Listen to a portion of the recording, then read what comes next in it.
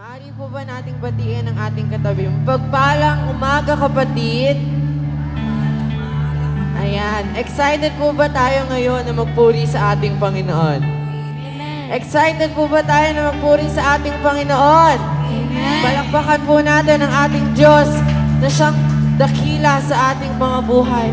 Tapat kailanpaman. Hallelujah. Kagaya po ng isang osa na nagnanais na makainom ng tubig, kagaya po sa atin, let's continue to yearn, to long for God to move in this place. And as we worship Him, let's continue to invite the Holy Spirit to come and fall on us. I love to worship You, my God.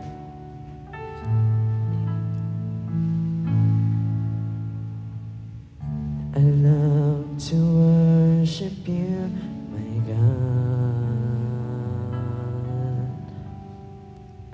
I love to worship You, my Lord, and see Your Spirit fall in power, Your love unfolding gifts from heaven. I love to worship You, my God. I love to worship You, my God. I love to worship You, my Lord, and feel Your precious breath of heaven. You're all consuming.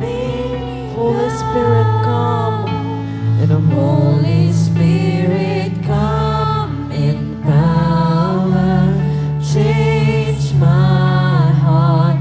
I want to live for You, my God. Let Your Spirit come in power. Change my life that I may live for You, my Lord.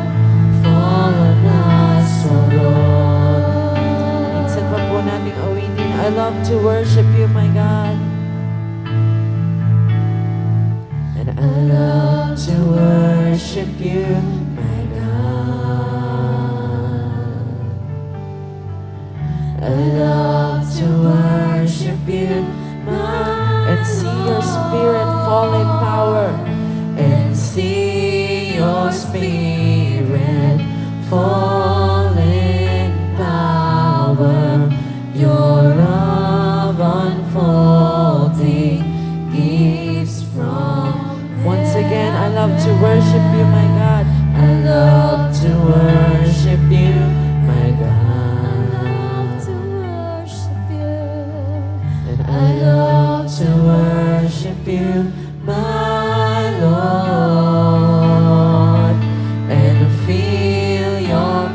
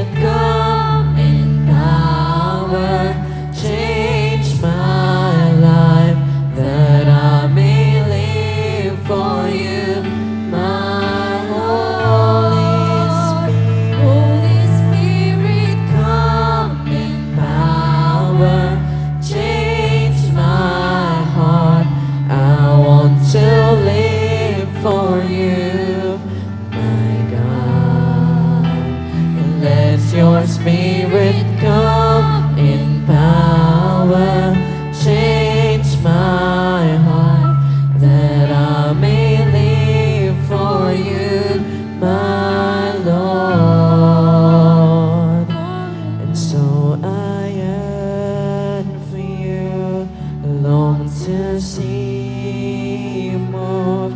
Lord, I lift my hands before my King and pray. So I yearn for you, long to see you move.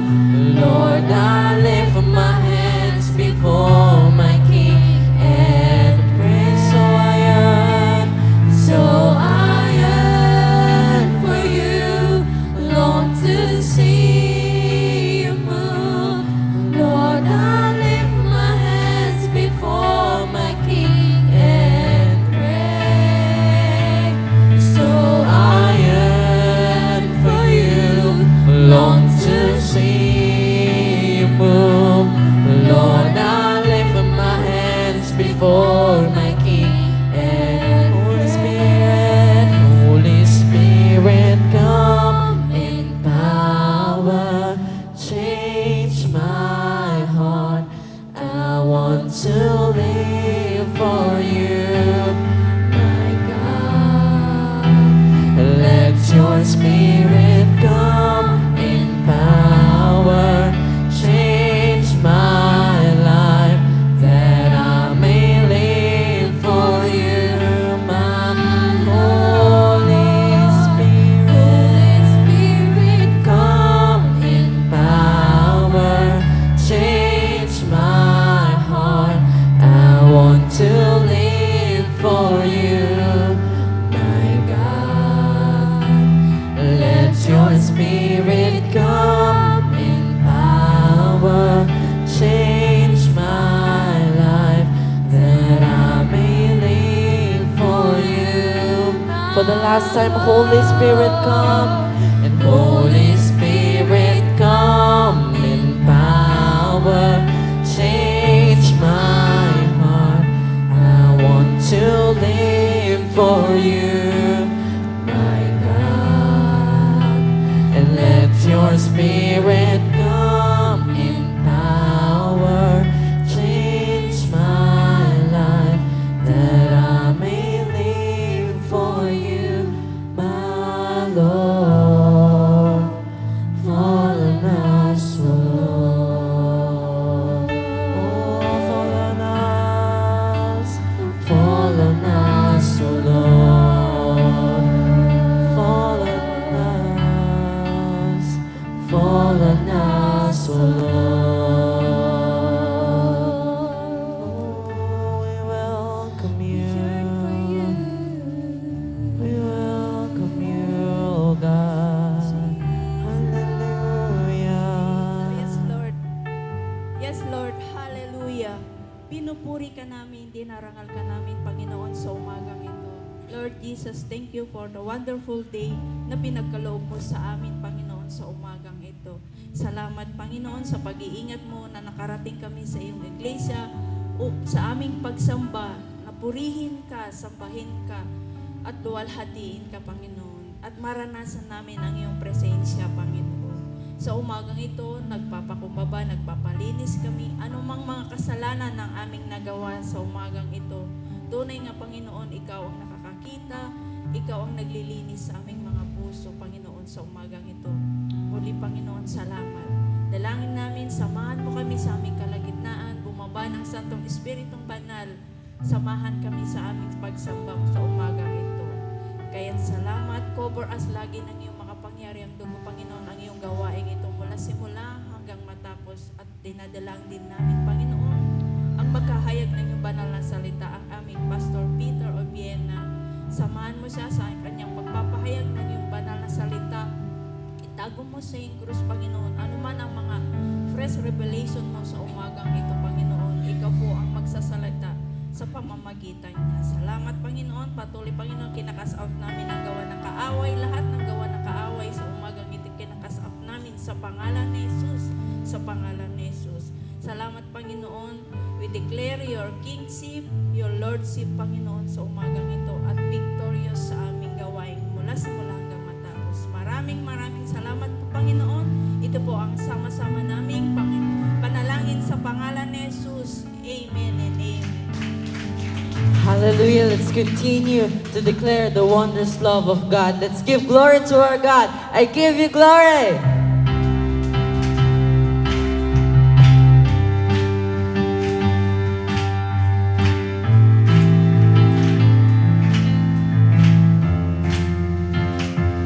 And oh, how beautiful are you, Lord.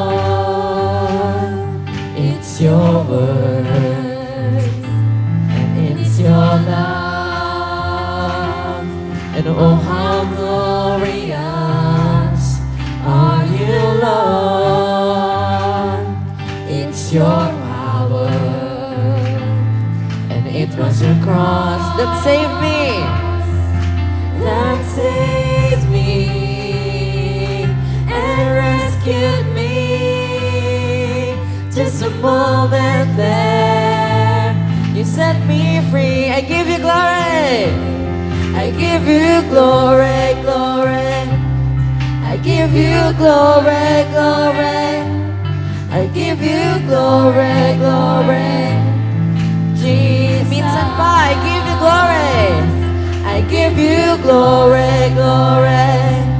I give you glory, glory. I give you glory, glory.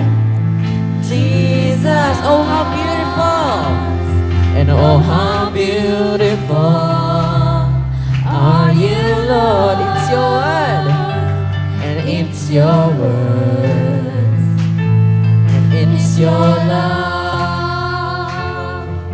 Oh, how glorious are you, Lord. It's your power, and it was your cross that saved me and rescued me. Just a moment there, you set me free. I give you glory. I give you glory, glory. I give you glory, glory. I give you glory, glory. Jesus, I give you glory. I give you glory, glory. I give you glory, glory. I give you glory, glory. Jesus, let the people sing. I give you glory. I give you glory, glory. I give you glory, glory. I give you glory, glory. Jesus, I give you glory, glory. I give you glory, glory. I give you glory, glory. Jesus, for the last time, I give you glory. I give you glory, glory. I give you glory, glory. I give you glory, glory.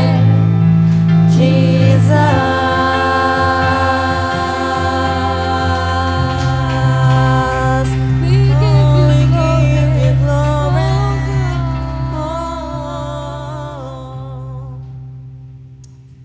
Let's continue to sing about the goodness of God and how He's faithful.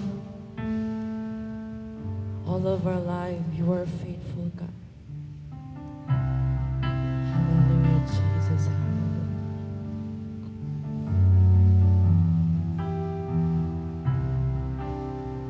And sing, I love You, Lord. I love You, Lord. For Your mercy never fails me. And all my days I've been held in Your hands. From the moment that I wake up until I lay my head, oh, I will sing of the goodness of God. I love Your voice, and I love Your voice. You have led me through the fire in darkest night. You are close like no other. I've known you as a father. I've known you as a friend. And I have lived in the goodness of God all my life. And all my life you have been faithful. And all my life you have been so, so good. With every breath that I am able, oh, I will sing of the goodness of God. Once again, I love your voice. I love your voice. And you have led me through the fire and darkest nights. You are close like no other. I've known you as my father. I've known you as my friend. And I have lived in the goodness of God all my life. And all my life you have been faithful. And all my life you have been so, so good. With every breath that I am able, oh, I will sing of the goodness of God all my life, all my life. And all my life you have been faithful. You are. And all my life you have been so, so good. With all my breath, with every breath that I am able, oh, I will sing of the goodness of God. Your goodness is running out. Your goodness is running after. It's running after me. Your goodness is running after. It's running after me. With my life laid down and surrendered now, I give you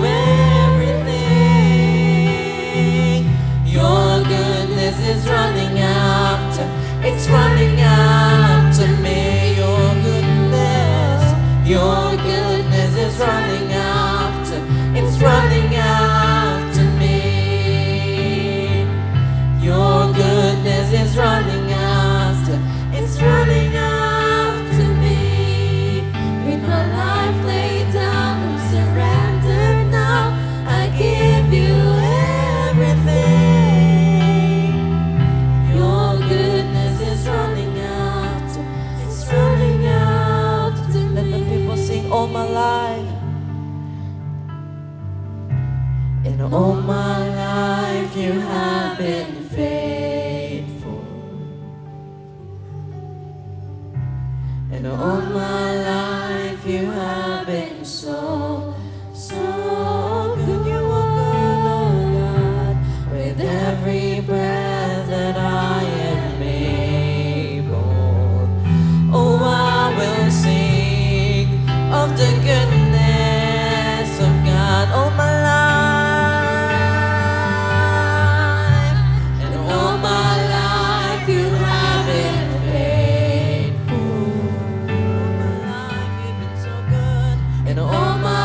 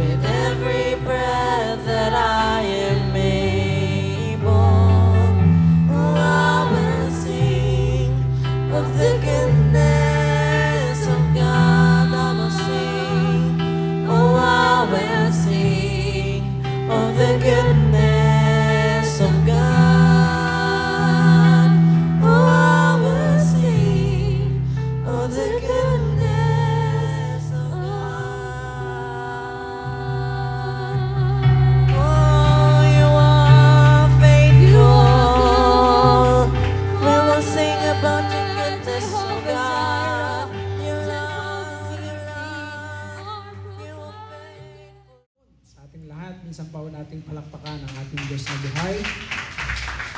Sa oras po ito ay nais ko pong ibahagi sa atin ang salita ng Diyos sa pamamagitan po ng aklat ng Mateo, Kapitulo 24, talatang 36 hanggang 44. So pwede po bang tayong lahat ay tumayo at basahin po natin ng sabay-sabay?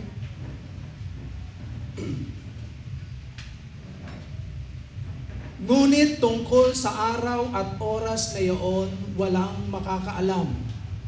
Kahit ang mga anghel sa langit, kahit ang anak, kundi ang ama lamang. At kung paano ang mga araw ni Noe, gayon din naman ang pagparito ng anak ng tao.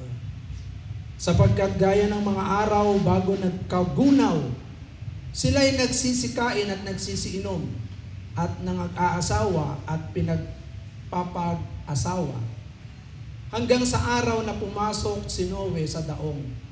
At hindi nila nalaman hanggang sa dumating ang paggunaw, at sila'y tinangay na lahat, ay gayon din naman ang pagparito ng anak ng tao. Kung magkagayoy sa bukid ang dalawang lalaki, ang isa'y kukunin at ang isa'y iiwan. Dalawang babaeng nagsisigiling sa isang gilingan, ang isa'y kukunin at ang isa'y iiwan. Mangagpuyat nga kayo sapagkat hindi ninyo nalalaman kung anong araw paririto ang inyong Panginoon. Datapwat ito'y talastasin ninyo na kung nalalaman ng puno ang sangbahayan kung anong panahon darating ang magnanakaw, ay siya'y magpupuyat at hindi niya pababayaang tibagin ang kanyang bahay. Kaya nga, kayo'y magsihanda naman sapagkat paririto ang anak ng tao sa oras na hindi ninyo iniisip. Ang Diyos po ang bahalang magpala sa kanyang buhay at banal na salita. Tayo pong lahat ay makakaupo na po. Sa oras pong ito ay pinamagatan ko pong ang salita ng Panginoon, the unknown days and hour of Christ's return.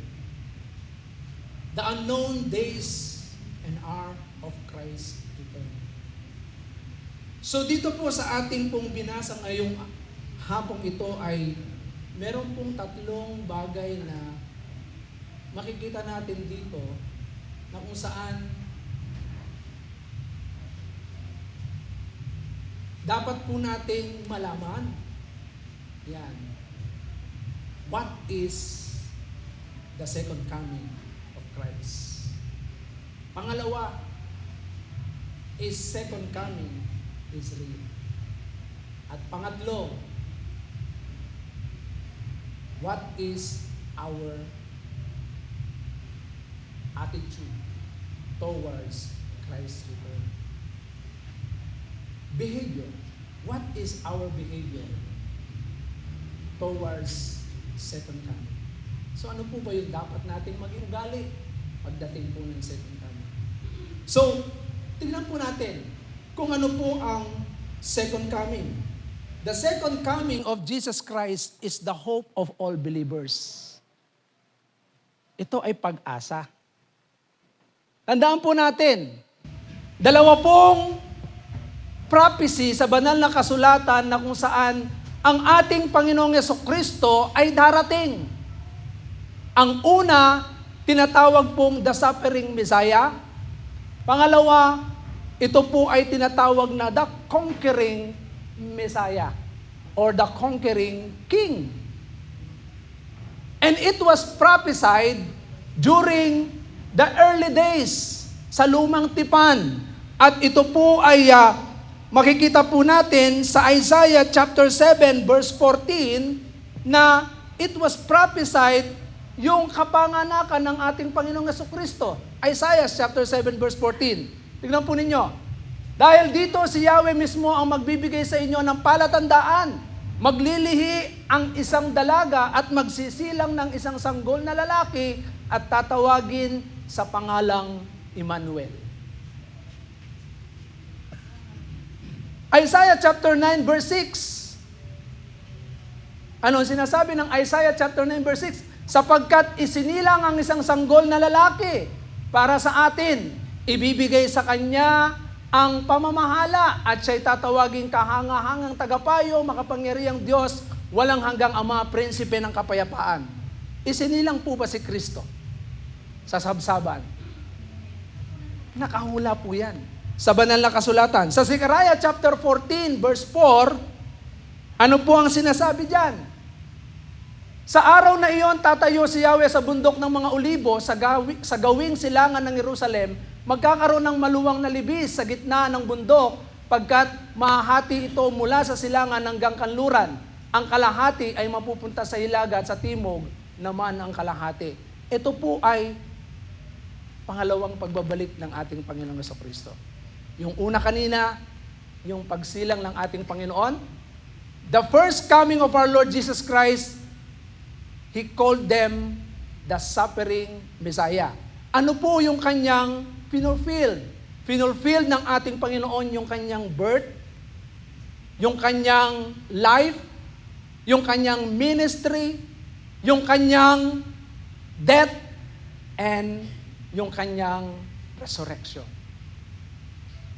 So ito pong lahat ay na-fulfilled during the first coming of our Lord Jesus Christ.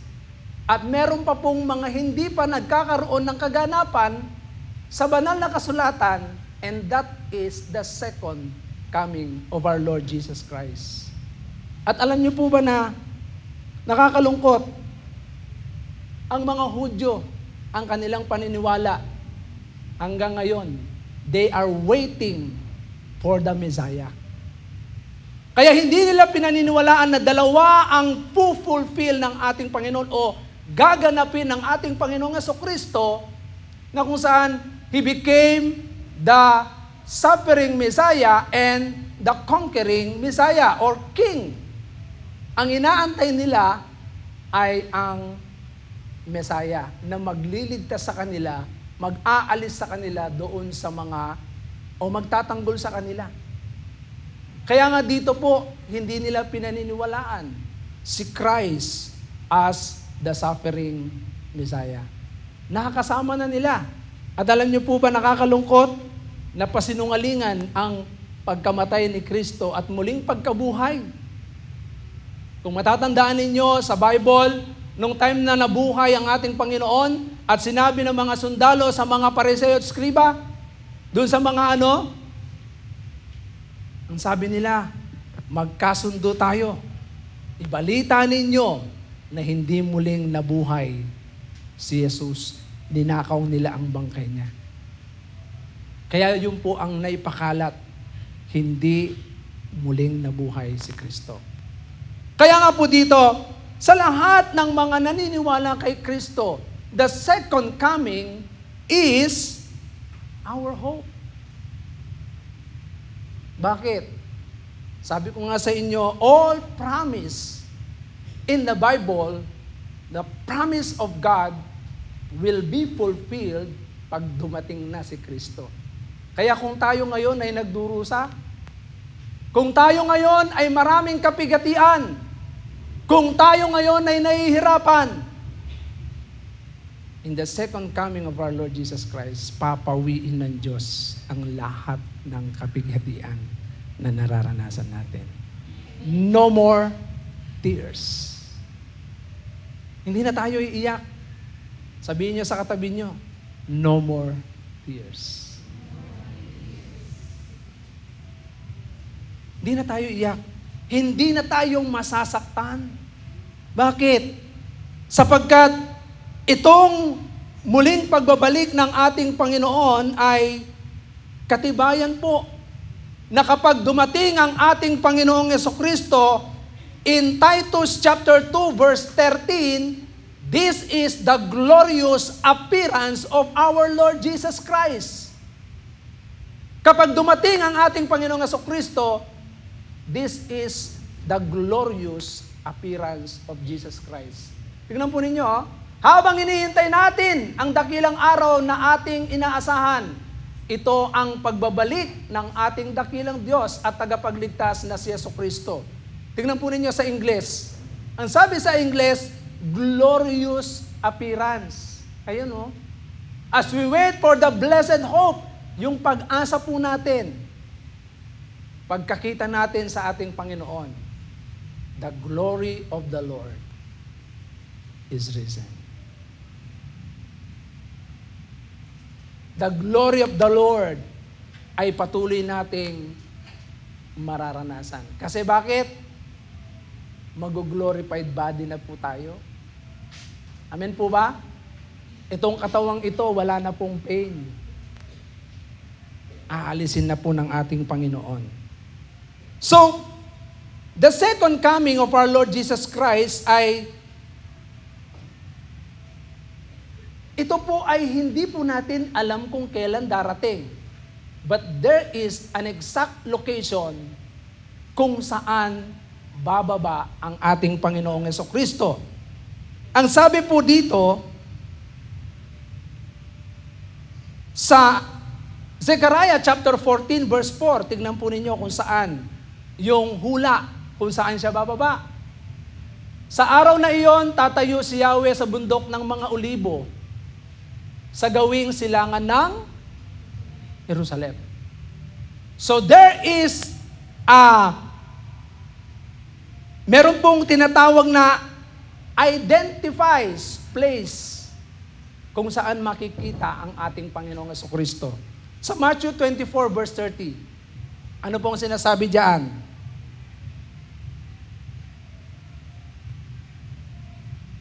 Sabi rito, verse 30, Matthew 24 verse 30,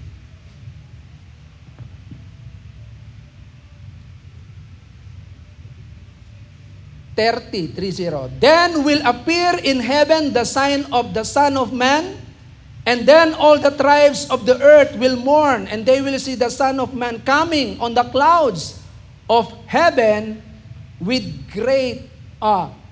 power and great glory. So makikita po siya. Amen po ba?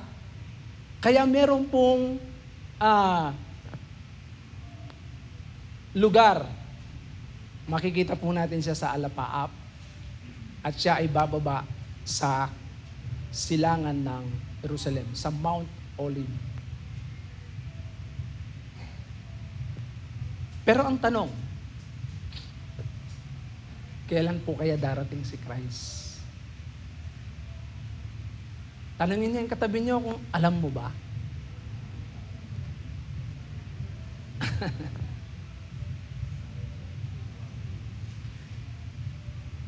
Nobody knows.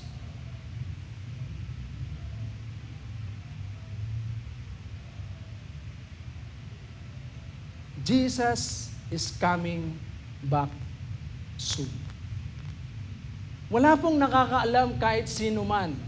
Pero maliwanag ang sinasabi ng Biblia na ang katuruan ng banal na kasulatan ay dapat po nating maintindihan na merong dalawang bagay na itinuturo ang Biblia while we are waiting for the second return of Christ.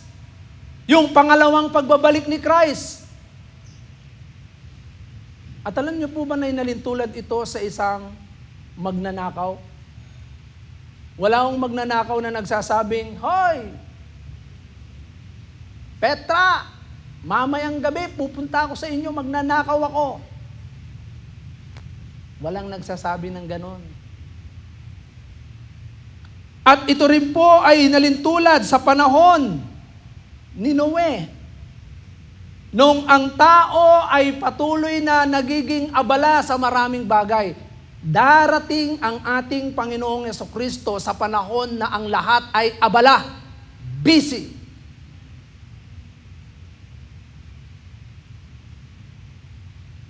Walang panahon. Kaya kung tayo ay magiging abala sa buhay natin, mag-ingat ka. Katulad po nito, tingnan po ninyo, basahin po natin. Ito pong pangyayari sa verse 37 ng Matthew 24, "For as were the days of Noah, so will be the coming of the Son of Man." Verse 38, anong ginagawa po nila? Sa Matthew 24, verse 38, For as in those days before the flood, they were eating and drinking, marrying and giving in marriage, right up to the day when Noah went into the ark. Ano po yung mga ginagawa nila? They find pleasure for themselves. Ang hinahanap nila ay yung pleasure ng kanilang katawan.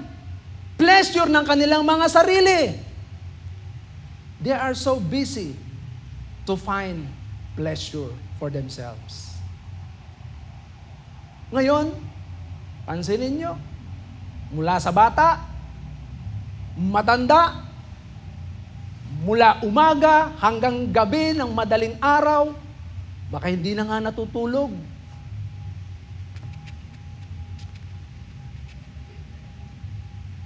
Busy.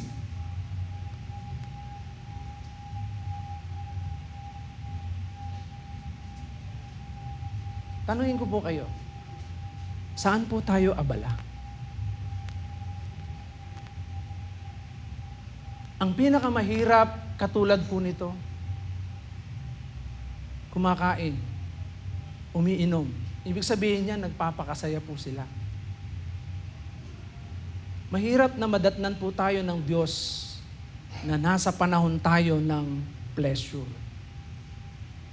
Kaya nga ang ating Panginoong Jesucristo ay nagbigay ng babala sa bawat isa sa atin na kung tayo po ay patuloy na naniniwala sa muling pagbabalik ng ating Panginoon, merong dalawang bagay na iniwan ng ating Diyos. Na kung saan hindi natin alam kung kailan, anong oras, kung anong panahon, kung ito po ay sa 2000, kung matatandaan nyo noon, marami pong mga balita. Sabi nila, 2000, K-12. Di ba?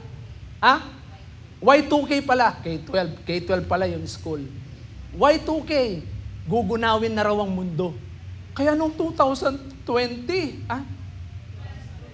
2000 talagang nakakatakot. Y2K. Di ba? Ano ba ibig sabihin ng Y2K?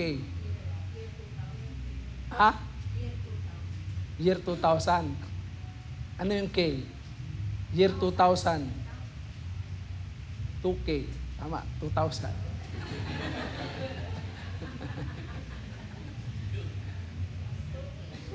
Pinapatawa ko lang po kayo, masyado kayong seryoso eh. Year 2000. Diba? Meron pong isang reliyon na sabi niya sa kanyang mga nasasakupan, ibenta na ninyo ang lahat ng inyong mga, at sumunod sila sa kanilang paniniwala. Alam niyo po ba na kapag hindi tayo nagbantay, dito po sa Matthew 24 ay marami pong madideceive. Even the very elect shall be deceived, sabi po ng Bible. Malilin lang. Kasi marami magsasabi, nandito ang Mesyas. Pumunta kayo rito, nandito ang Mesyas. Maliwanag na sinasabi ng ating Panginoon kapag may nagsabing nandito ang Mesyas, do not believe. Huwag kang maniwala. Huwag mong paniwalaan. Sapagkat hindi alam ng kahit sino man. Tingnan po ninyo ang sinabi po rito sa verse 36 ng Matthew 24. Maliwanag ang sinasabi diyan, ngunit walang nakakaalam ng araw at oras ng pagsapit niyon, kahit ang mga anghel sa langit o maging ang anak man. Ang Ama lamang ang nakakaalam nito. Walang sino man. Tanungin mo yung katabi mo, baka alam niya. Baka sigurado siya. Maraming naniniwala sa amillennialism. Maraming naniniwala sa pre-trib. Maraming naniniwala sa mid-trib. Maraming naniniwala sa post-trib. Alin man sa mga ito, mga kapatid, dalawa lamang po ang sinabi ng Biblia na maliwanag. Una, ang sabi po ng Biblia sa verse 42. Ano po ang sabi sa verse 42 ng Matthew 24? Tignan po ninyo. Therefore, stay awake, for you do not know on what day your Lord is coming. Diyan po nakasulat, sabi niya, so keep watching, maging mapagbantay. Hindi tayo manonood ng Facebook, ha? Ay, sinabi ni Pastor, keep watching. Manood daw tayo. Ay, nanood nga ng nanood. Wala nang ginawa kundi manood. Mga kapatid, keep watching. Ibig sabihin, maging mapagbantay tayo. Saan tayo magiging mapagbantay? Magiging mapagbantay tayo sa kapitbahay kung anong nangyayari sa kanila. Magiging mapagbantay tayo sa mga mali ng iba. Bantayan mo, baka mamaya puro mali na ginagawa ng iba. Bantayan mo kung ano ang lumabas sa loto. Ano ang latest news? Marites, Marisol, Tolits. Di ba? Alam niyo po ba ang Tolits? Ha? Kala niyo Marites, Marisol lang? Tol, ano latest? Tolits. Tol, latest. Di ba? Pero, keep on watching. Maging mapagbantay tayo saan? Sinasabi po ng Titus chapter 2 sa ating pong personal behavior. How do we live while waiting for our Lord Jesus Christ? Amen po ba? Paano tayo mamuhay? Mga kapatid, ang sinasabi po ng Titus ay katulad ni Apostol Pablo, tinuturuan niya si Tito para ituro ang wastong pamumuhay habang inaantay si Kristo. Kaya dapat tayo po ay mamuhay ng wastong pamumuhay. Hindi tayo mamumuhay ng hindi wasto. Godly, righteous, worthy, pleasing. Diba? Karapat-dapat. So, ito po ang nais ng Panginoon na makita sa atin. Sige, tingnan po natin yung Titus. Ano po yung itinuturo ni Apostol Pablo? Sabi niya, wastong aral. Sa verse 2, para sa mga matatandang lalaki, ang turo sa mga matatandang lalaki, sabihin mo sa matatandang lalaki na sila'y maging mahinahon, marangal, mapagpigil sa sarili at maging matatag sa pananampalataya, pag-ibig, pagtitiis. Sa mga matatandang lalaki yan. Doon muna tayo sa mga matatandang lalaki. Para sa mga matatandang lalaki, ito ang dapat pinamumuhay. Mamuhay tayo ng matatag ang pananampalataya, nagpipigil sa sarili, marangal, na hindi tayo kinahihiya ng ating asawa, hindi tayo kinahihiya ng ating anak. Pag narinig nila yung pangalan ng tatay, ay, tatay ko, walang kwenta yan. Tingnan po ninyo, matatag sa pananampalataya, ibig sabihin yung faith, dapat ang tatay, hindi yan natitinag. Sapagkat ang tatay, ang ulo ng tahanan. Kapag ang ulo ng tahanan ay nabuhay, at tiyak, meron po bang sira ang ulo, tapos buo yung katawan? Nakakita na po ba kayo ng Subukan ninyo yung isang tao, pag nasira yung ulo niya, nagpa-function ba ng tama ang katawan? Nakakita na po ba kayo ng taong grasa? Ibig sabihin niyan, pag ang isang tao nag-dysfunction na ang ulo, buong katawan niyan ay merong behavioral disorder. Kaya ang ulo o ang tatay, ang matandang lalaki, sabi ni Pablo, maging matatag sa pananampalataya. Amen po ba? Pag-ibig, yung pag-ibig. Kaya nga, ang mga asawang lalaki, nag-uulam palagi ng dinakdakan. Dakdak ng dakdak, umaga pa lang, dakdak dito, dakdak doon. Kaya dinakdakan yung ulam. Meron po bang madakdak dito na asawa? Hello? Dinakdakan ng ulam ng asawang lalaki. So kakadakdak, dakdak ng dakdak. Lalo na kapag marami yung due date yan. Pag dumarating na si Judith. Pag dumarating na si Judith, tsaka si Billy. Naku po. Pag dumating yan, nagsabay yan dalawang yan. Mauuna po si Judith bago si Billy. Kasi sakalang darating si Billy, pagdating na ng Judith. Di ba? Amen po ba? Kaya yung babae, papaulamin na niya ng dilakdakan yung kanyang asawa. Kaya, kailangan mapagpigil sa sarili yan. Habang nag-uulam, ang sarap ng dinakdakan. Di ba? Okay. So pag-ibig, alam nyo ba ang lalaki dapat punong-puno ng pag-ibig yan? Kasi yan yung sinulat sa Bible eh. Ikaw, asawang lalaki, mahalin mo ang iyong asawang babae. Pagtitiis. Sa lahat ng pagtitiis, dapat matiisin ng lalaki. Titiisin mo lahat ng bagay. Amen po ba? Magtiis kang mag-ulam ng dinakdakan. Magtiis ka sa hirap. Bakit? Kasi nandyan yan eh. Kaya nga ang lalaki talaga, live by faith. Amen po ba? Okay, next. Tignan nyo, paano yung wastong pamumuhay Verse 3, sa matandang babae. Okay, lahat po ng mga matatandang babae. Sabihin mo sa matatandang babae na sila'y mamuhay na may kabanalan. Ibig sabihin, banal. Huwag maninirang puri.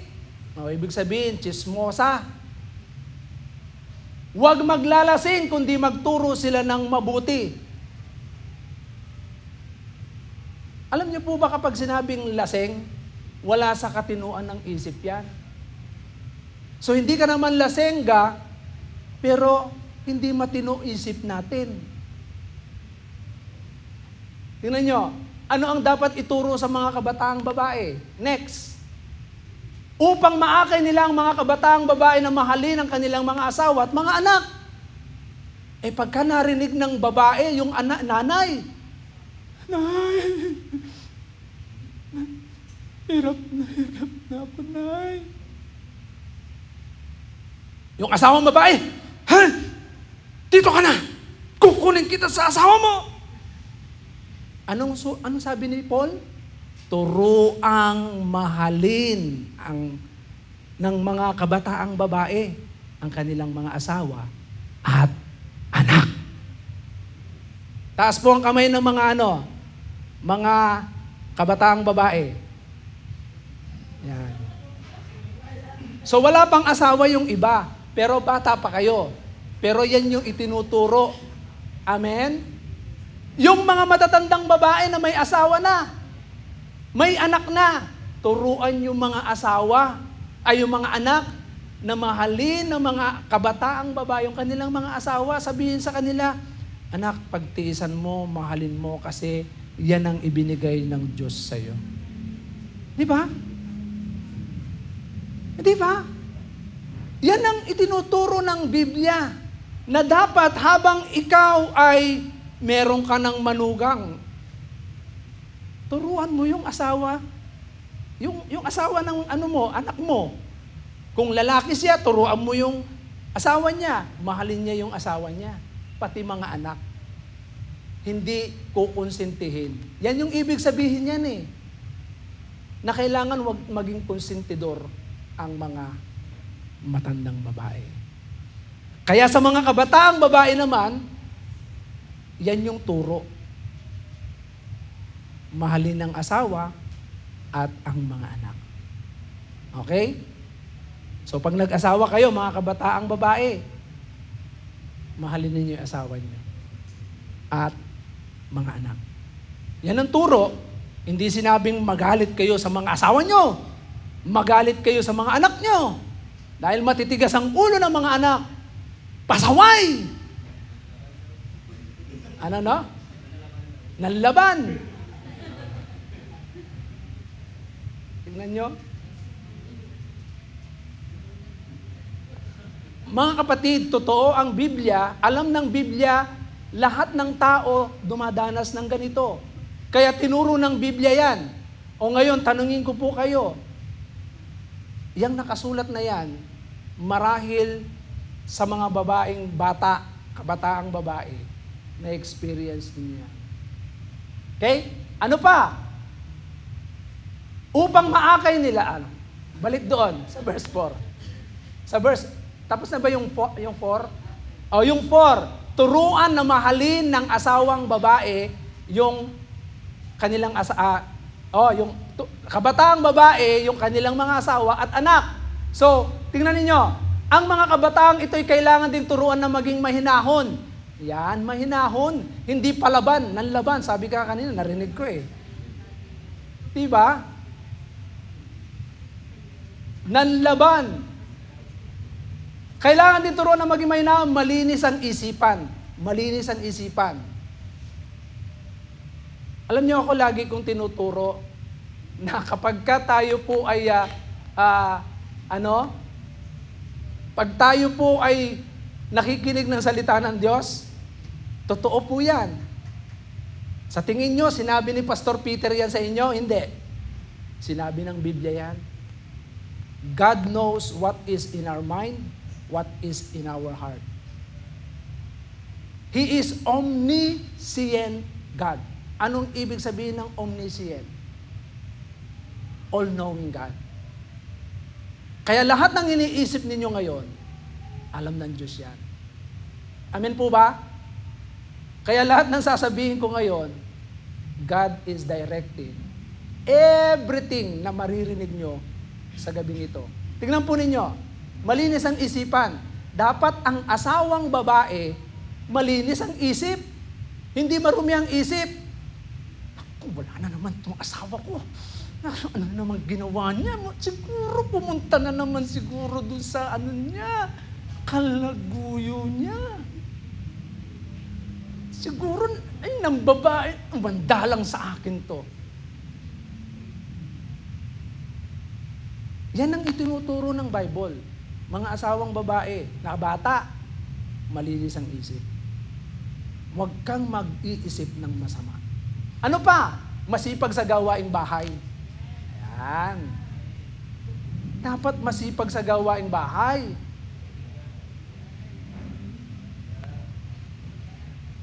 Marami yung mga kabataang babae.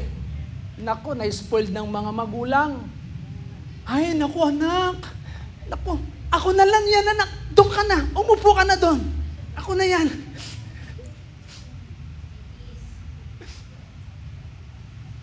Tapos ganyan. Tapos yung anak nandun nagsiselfone. Naka-D4. Ay.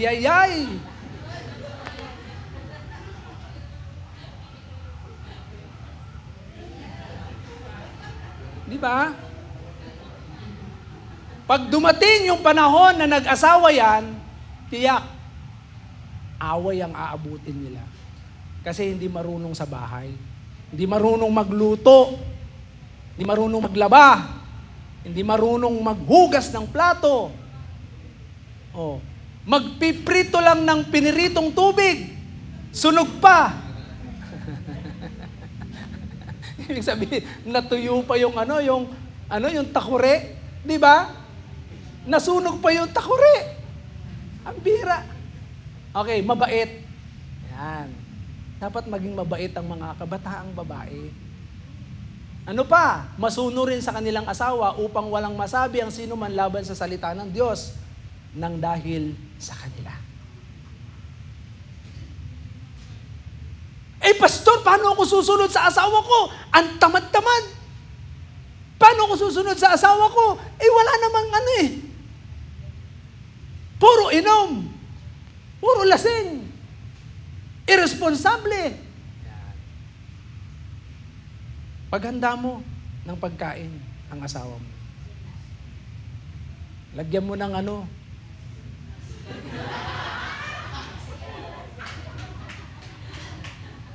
Hindi lason. Mabait nga eh. Di ba? Lagyan mo ng pagkain na merong pag-ibig. Di ba? Punong-puno ng pag-ibig para makita natin na habang siya ay nagiging pasaway, nai-realize niya, grabe tong asawa ko. Ang tindi ng ginagawa niya, pero ginawa ko sa kanya, pero ganito pa rin, ang bait niya sa akin. Eh di gano'n, marirealize niya. Magbabago na ako. Diba? At the same time, yung mga nakakakita, walang masabi ang sino man laban sa salita ng Diyos. Kasi yun yung sinasabi, magpasakop kayo sa inyong mga asawang babae, lalaki. Kayong mga asawang babae, submit to your husband. Eh paano kung gumagawa ng masama? Mga kapatid, sabi ng Bible, ang Diyos ay napupuot sa Malakay chapter 2, verse 15. Ang Diyos ay napupuot sa asawang nananakit. Tingnan po ninyo, Malakay chapter 2, verse 15 or 16 yata. Malakay chapter 2, verse 16. Yan. Napupuot ako sa taong gumagawa ng kalupitan sa kanyang asawa. Kaya nga maging tapat kayo sa inyong asawa. Tingnan ninyo, kapag ikaw na asawang babae, tapat ka sa asawa mong lalaki at nagiging malupit siya, sino ang kalaban niya? Kayo o ang Diyos? Bahala ang Diyos sa kanya. Pipilayan ng Diyos yan. Gagawa ang Panginoon ng pamalo yan, nahambalusin ng Diyos yan. Bahala ang Diyos. Di ba? Huwag kang matakot. Pero ang sabi diyan, maging tapat kayo sa inyong asawa. Ang kalaban niya, hindi ikaw, ang Diyos. Amen po ba, mga asawang babae?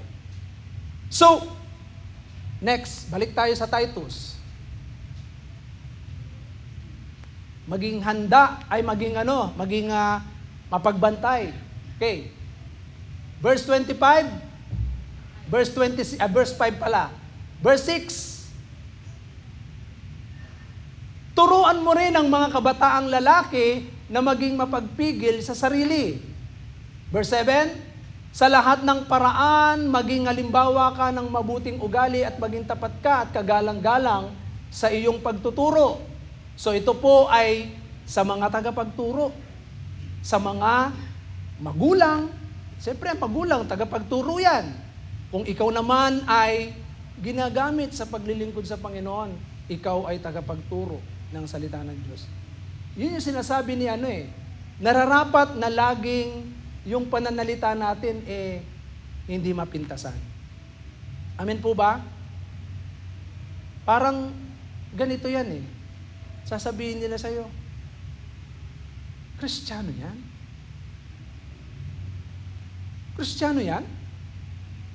Parehas na salita, pero magkaiba ang tono. Tingnan po ninyo maigi. Kristiyano yan. Kristiyano yan?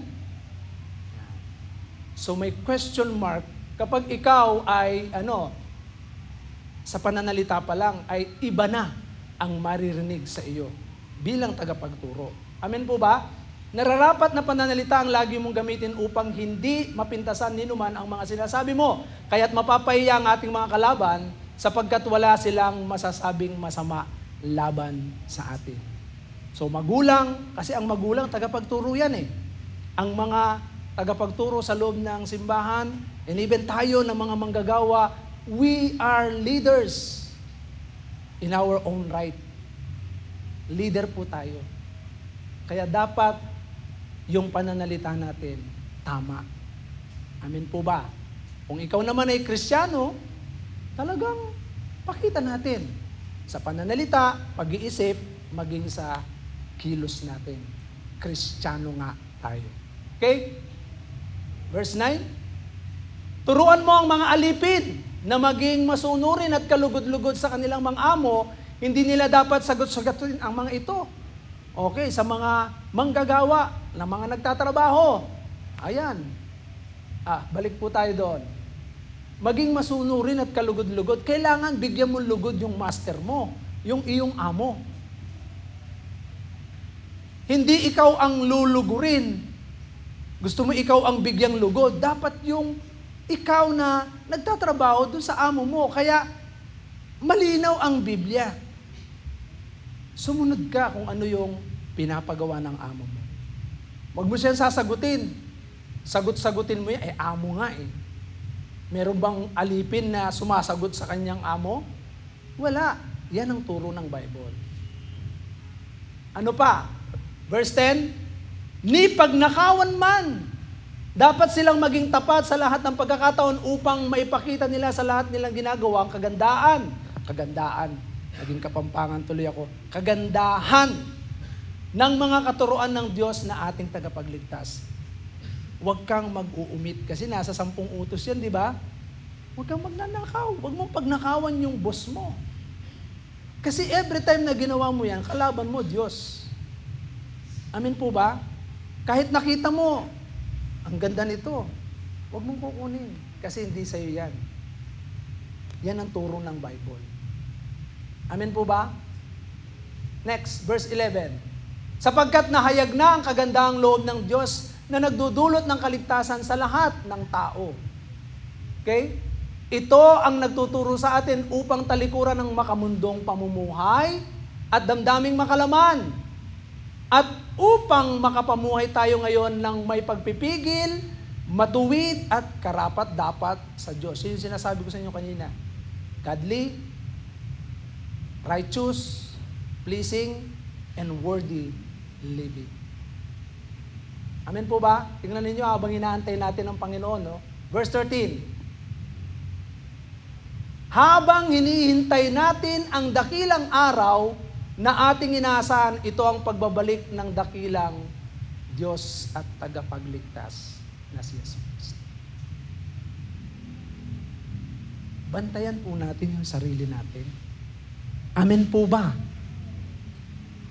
Bantayan natin. Be on watch.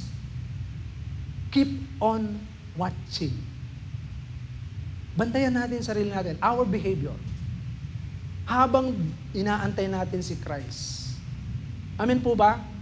Number 2, be ready. Dapat ready po tayo. Sa verse 44 ng Matthew 24 verse 44. Be ready, maging handa. Anytime na dumating ang ating Panginoon, you are ready. We are ready. Amen po ba? Alam niyo po ba, wag nating paghandaan yung ating mga pisikal na paghahanda. Bakit? Kasi lahat yan mauuwi lang sa kawalan. Kaya nga si Haring Solomon, siya po yung pinakamayaman na hari during his time. Siya yung pinakamaimpluwensyang hari during his time. Siya yung pinakamayaman na hari during his time. Siya yung pinakamagaling na hari during his time. At siya rin ang pinakamaraming asawa during his time. 300 at 700 ang kabit. Biro niyo yan, dami ano? Pero sabi niya sa kanyang sarili, all things are vanity. Walang kabuluhan.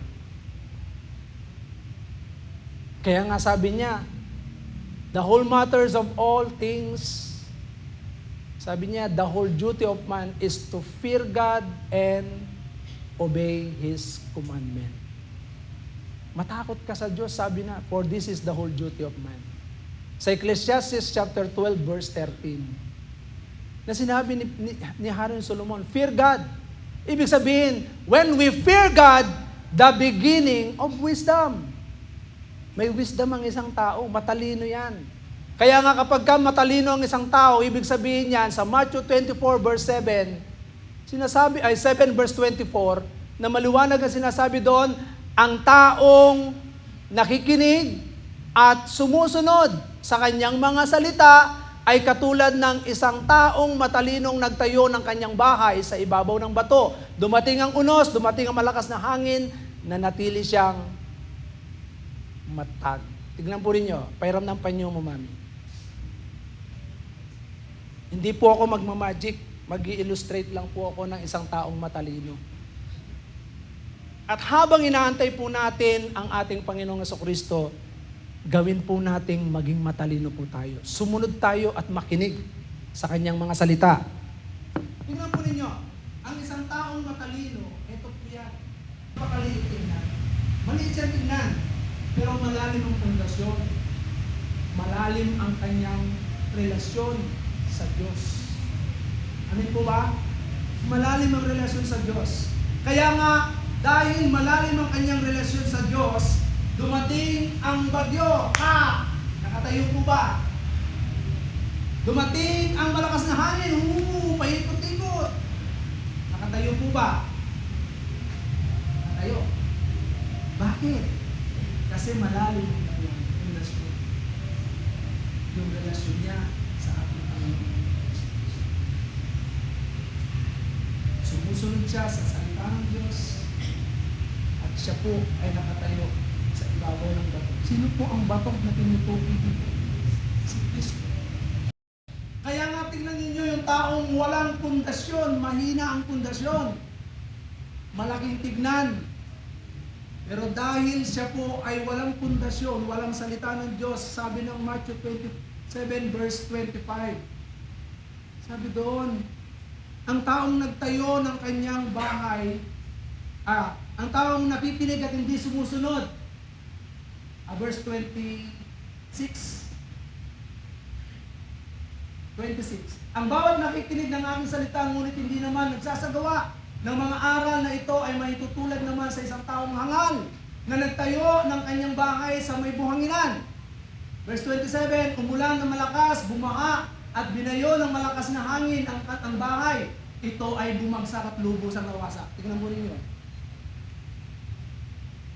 Wala pa yung sinasabi kong bumagsak yung malakas na talagang mahina. Kaya mga kapatid, be ready. Maging handa po tayo. Spiritually, be prepared. Yung ating spiritual dapat laging mainit yan. Hindi yan magbabago dapat. Habang tayo ay tumatagal sa pananampalataya, always boiling. Di ba?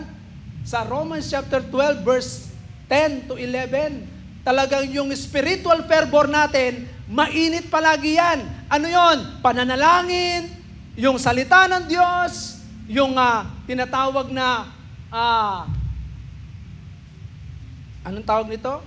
Prayer, a word of God, prayer, fellowship, worship, then yung tinatawag na service, paglilingkod sa Diyos. Kaya itong limang ito, kapag lagi tayong handa at ginagawa nating busy tayo sa limang ito, hindi natin nakakalimutan na mag-devotion. Hindi natin nakakalimutan manalangin. Hindi natin nakakalimutan na magkaroon ng fellowship. Sabi ng Hebrew chapter 10 verse 25, huwag mong kaliligtaan ang pagdalo ng mga pagtitipon ng katulad nito.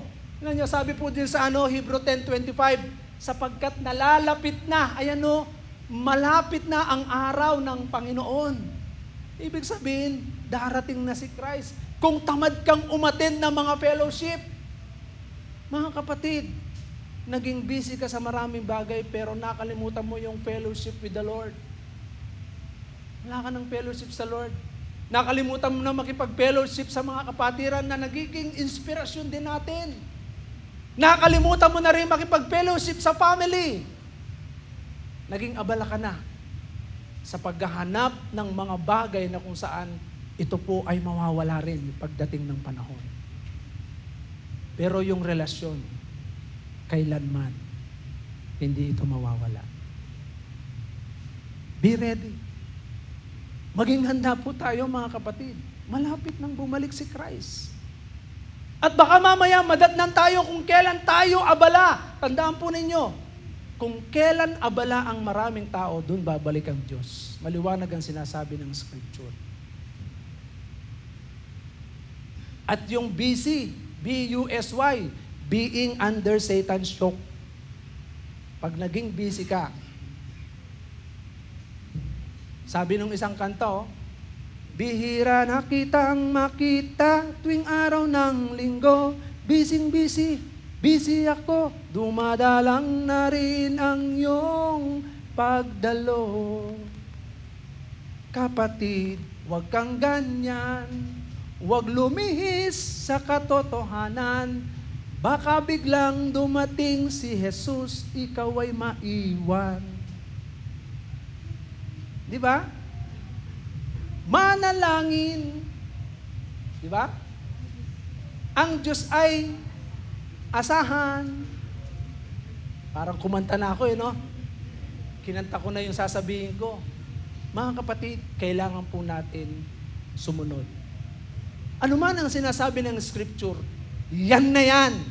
Hindi na yan maiiba, hindi na yan mababago.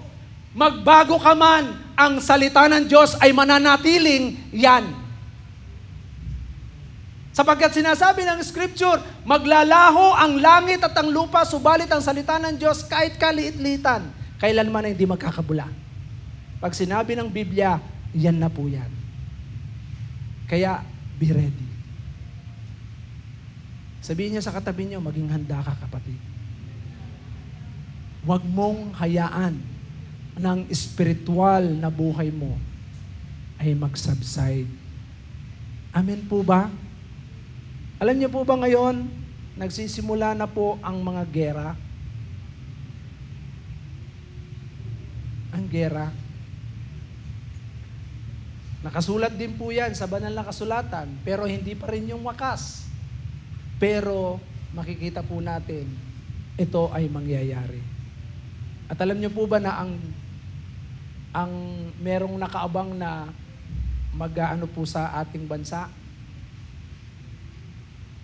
Kung mapapansin nyo, yung pinag-aawayan doon sa, anong lugar yon? West Philippine Sea. Yan. Yan po ay pinagtatalunan ngayon.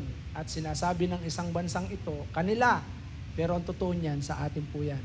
At tayo po ay binubuli nila kasi ang tingin nila sa atin, maliit. Pero, ano man ang mangyayari sa mga darating na panahon, paalala ko po sa atin, be ready. Maging handa po tayo. Magkaroon man ng digmaan, nung nakaraan, Tuesday yata, nagkaroon ng malakas na lindol, 5.5. Ewan ko kung naramdaman ninyo yon. Ako, naramdaman ko sa sasakyan, gumagano yung sasakyan eh. Yung pala, umaandar yung sasakyan ko. Pero hindi ko mararamdaman kasi umaandar eh. Pero malakas, 5.5. So lahat yan, mangyayari yan. Kaya magkakaroon ng desolation pagdating ng araw. Ano po ang gustong ipahiwatig ng Diyos sa atin? Keep on watching. Be ready. Maging handa, kakapatid. At yung ating relasyon sa ating Panginoon. Ang sabi ng ating Panginoong Jesucristo, sa John chapter 15 verse 5 hanggang 7, kung tayo po ay mananatili kay Kristo, tandaan po ninyo, tayo po ay magbubunga. Amen po ba? Magiging fruitful ang buhay po natin. Tingnan nyo, sapagkat wala kayong magagawa kung kayo hiwalay sa akin. Mga kapatid, our relationship, it's not religion, it's a relationship sa Diyos.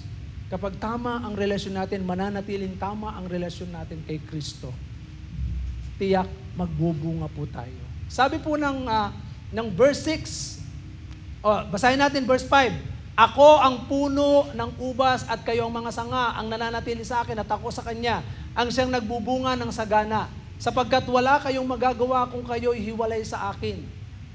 Ang hindi nananatili sa akin ay matutuyo at itinatapon gaya ng sanga. Ang ganoong mga sanga ay tinitipon, inihahagis sa apoy at sinusunog. Verse 7. kung nananatili kayo sa akin at nananatili sa inyo ang aking mga salita, hingin ninyo ang anumang nais ninyo at ibibigay sa inyo. Mga kapatid, remain sa ating relasyon kay Kristo. Remain obedient to His Word habang inaantay natin si Christ. Amen po ba? Naniniwala ako kapag tayo po ay laging nagbabantay, laging handa sa buhay natin, anytime na bumalik si Christ, abala po tayo para sa Kanya. Amen po ba? Kung sa mga oras pong ito, tayo po ay naging abala sa maraming bagay. Naging abala po tayo sa mga problema. Mga kapatid, isa rin paraan ng dyablo yan. Guluhin tayo sa anumang problema natin. Saan? Problema sa trabaho, problema sa pamilya, problema sa kaibigan, problema sa kamanggagawa sa iglesia ng Panginoon. Pag diyan ka nag-focus sa problema, mawawala ka. Pero tandaan ninyo, isa lang ang pagpokusan natin. Romans chapter 12 verse 2. Look unto Jesus, the author and the finisher of our faith. Pagtuunan mo ng pansin, si Kristo. Amen po ba? Tayo pong lahat ay tumayo.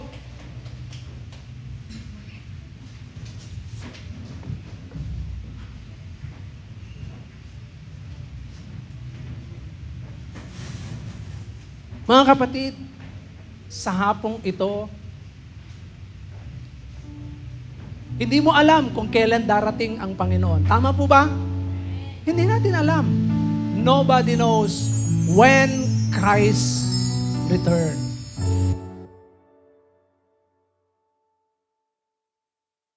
Be watchful and be ready. Sa oras na ito, hayaan po natin, patuloy po nating ituon yung ating paningin kay Christ na siyang nagpapasakdal ng ating pananampalataya. And without Christ, we are nothing. Wala kang magagawa.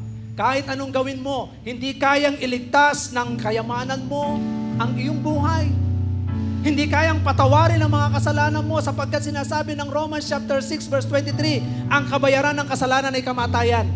Mamamatay ang isang tao na hindi napatawad ang kanyang kasalanan. Pero sabi ng Biblia, salamat sa biyaya ng Diyos sapagkat si Kristo ay namatay para sa atin.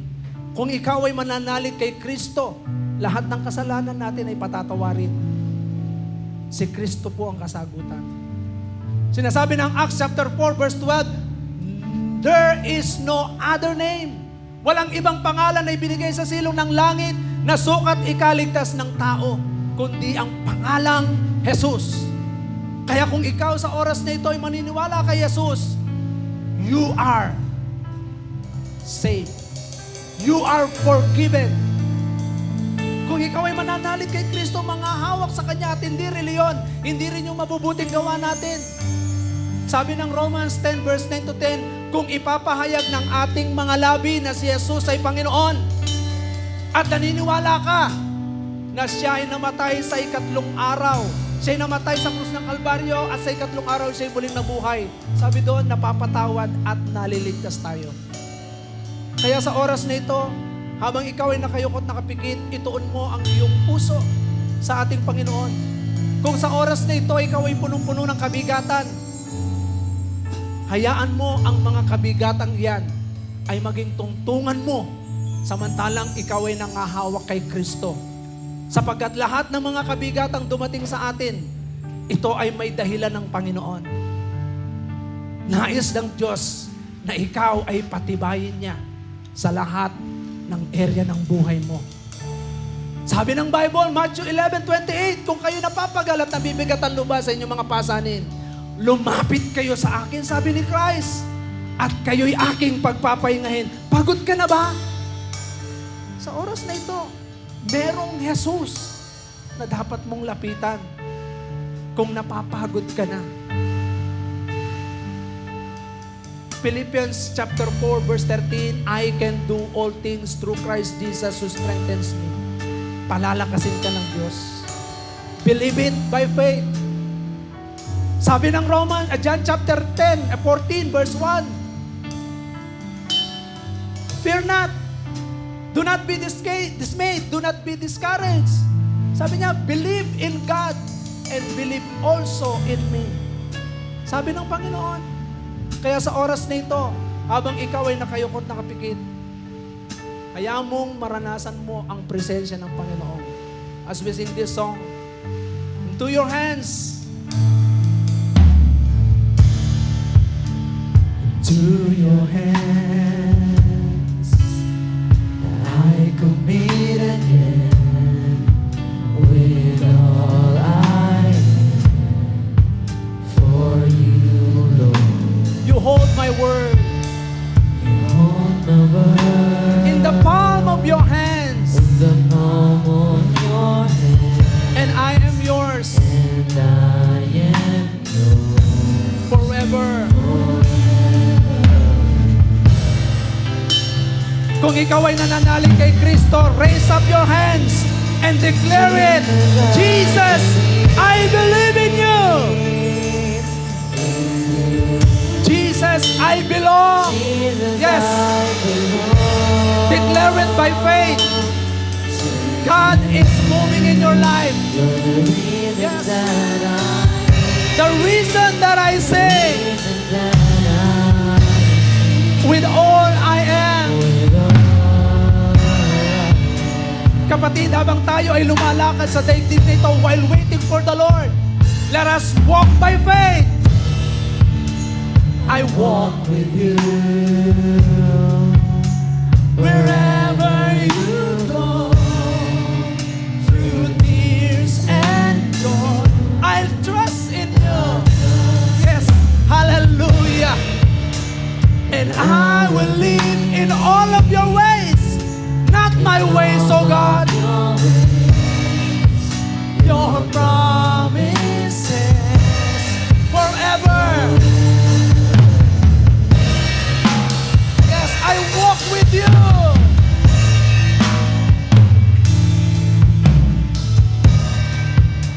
I walk with you wherever you go, wherever you go. through tears and joys. I'll trust in you. Yes, kapatid, sa oras na ito, walk by faith. And as you walk by faith, God is ministering your heart. Yes, by faith, God is moving in your heart. God is moving in your family. Yes, Jesus, I believe in you. Jesus, I believe. Yes, believe it by faith. Lord, I pray in the name of Jesus, manifest your word.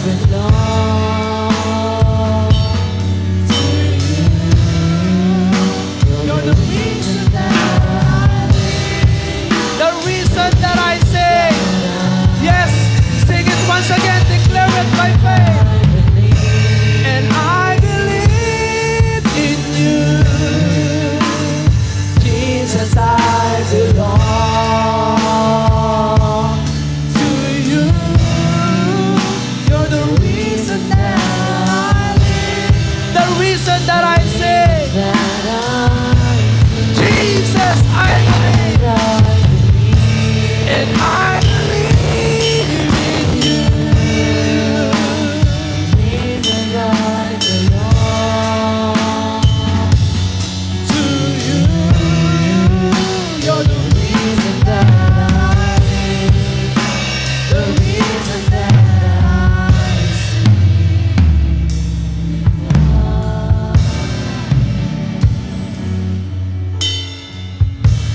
as you worship the living God right now.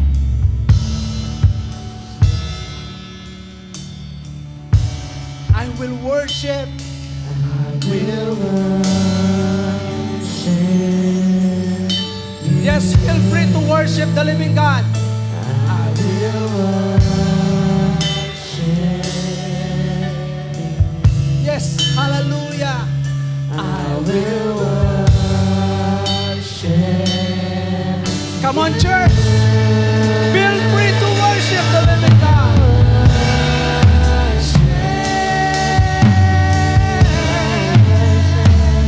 I will worship.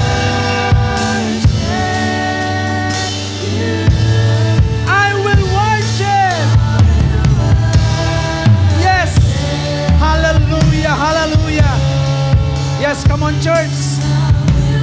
Feel free to worship your Master. I will worship.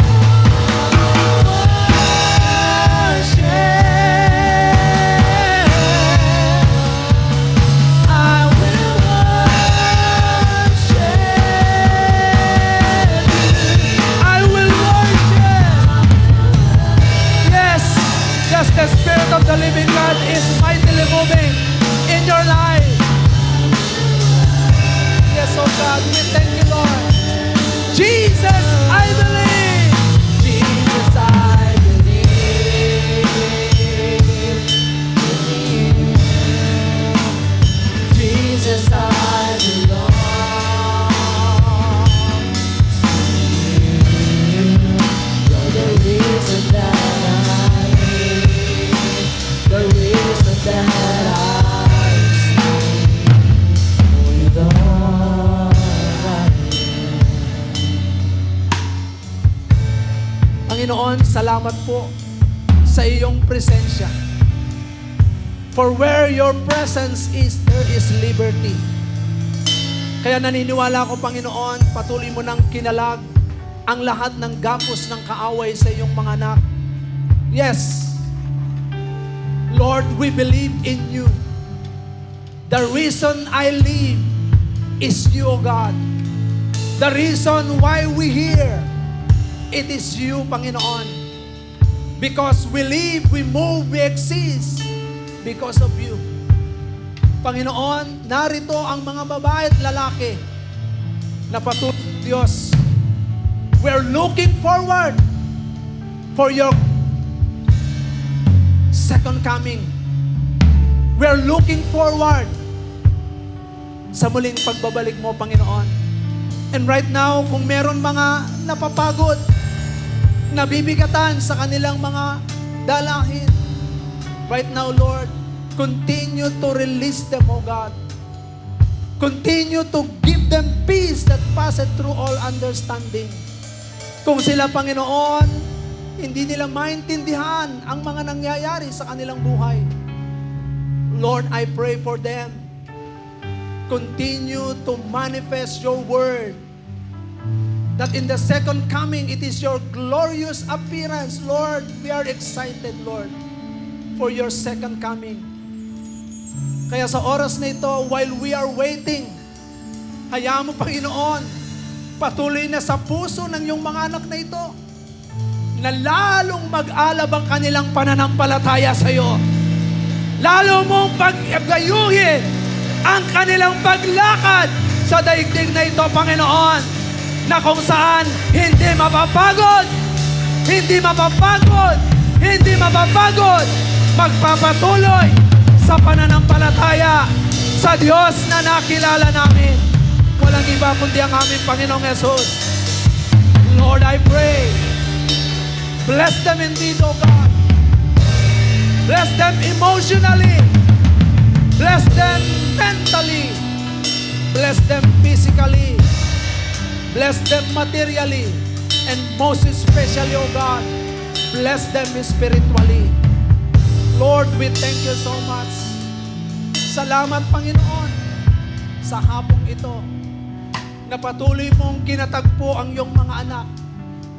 You know everything, O God, sa kanilang buhay. And every detail of their lives. Lord, kayo po ang mag-ayos sa pangalan ni Jesus. Salamat, Panginoon. Salamat sa iyong mga salita. Purihin ka, sa iyo po ang lahat ng kapurihan sa pangalan ni Jesus. Everybody say amen. Amen. Hallelujah.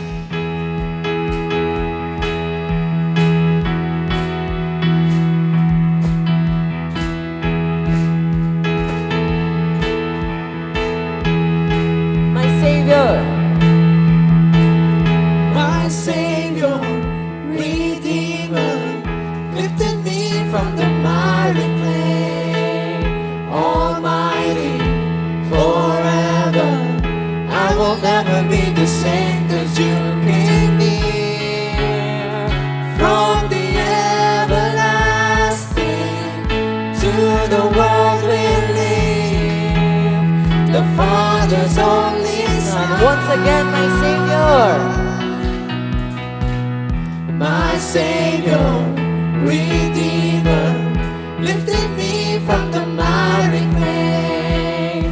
Almighty, forever, I will never be the same 'cause you came near. From the everlasting to the world we live, the Father's only Son. You live. And you lived, and you died, and you rose again on high. You opened the way for the world to live again. Hallelujah. For all You live. and you lived, and you died, and you rose again on high. You opened the way for the world to live again. Hallelujah.